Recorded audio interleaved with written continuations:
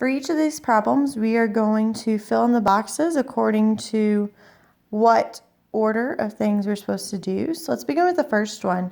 The first thing we're supposed to use the distributive property. Well, in problem A, we do not need to use the distributive property. So let's go ahead and mark through that box so we know we don't need to use it. Our second step is to combine like terms. We know that 4x and 2x both have x's, which makes them like terms. When we combine the two, we get a 6x. We bring down our plus 16, and it will equal 46. Our next step tells us to undo addition or subtraction. That means I'm going to get rid of my plus 16 by subtracting 16 on both sides. I am then left with 6x equals 30. And my last step says to undo multiplication or division. That means I need to get rid of my 6 in front of my x. Since I have 6 times x, we will divide both sides by 6. And that leaves me with x equals 5. Our last step is to check and make sure that we actually got the correct answer. So let's plug it all in. We're going to do 4 times 5 plus 16 plus 2 times 5. And we'll see if that equals our 46. 4 times 5 we know is 20, plus 16 plus 10 will equal 46. On the left side we do end up getting 46, which means that our answer is correct. So let's go ahead and look at part B. Again, the first thing that we need to use is the distributive property, and we can actually use it in this problem. We're going to distribute our -2 to everything inside the parentheses. So the first thing I'm going to do is -2 times b, and that's going to give me -2b. Then I'm going to take -2 times -4, and that's going to give me a positive 8. And we'll just bring down our equals 12. Our next box tells us to combine like terms. Well, looking back up here, we don't have any like terms to combine, so we can skip this box. Then it says to undo addition or subtraction. So that means I'm going to get rid of my plus 8 first.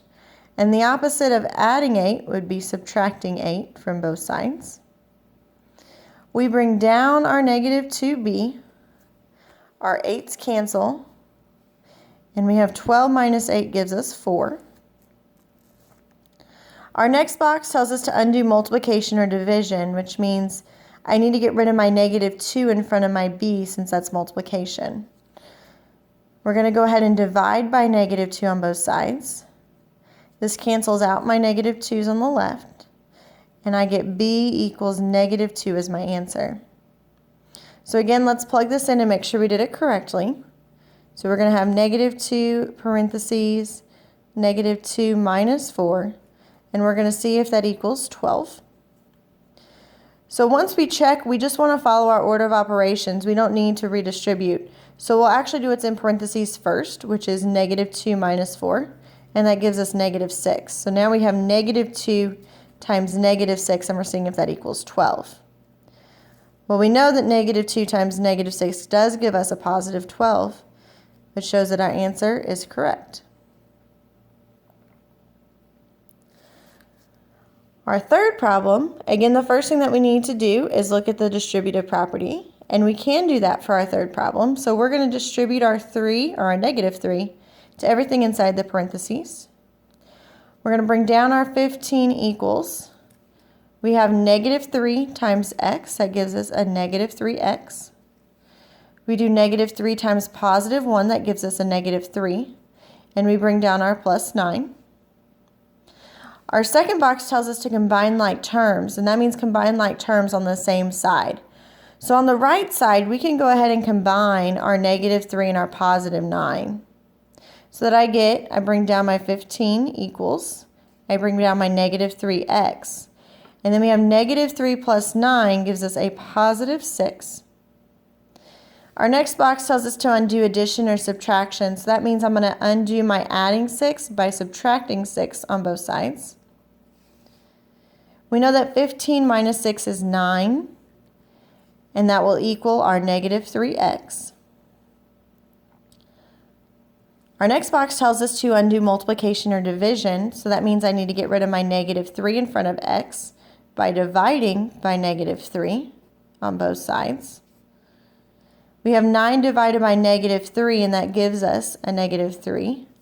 And then on the right side, our negative 3's cancel, and we're left with just our x. So let's make sure we did this right by plugging it in.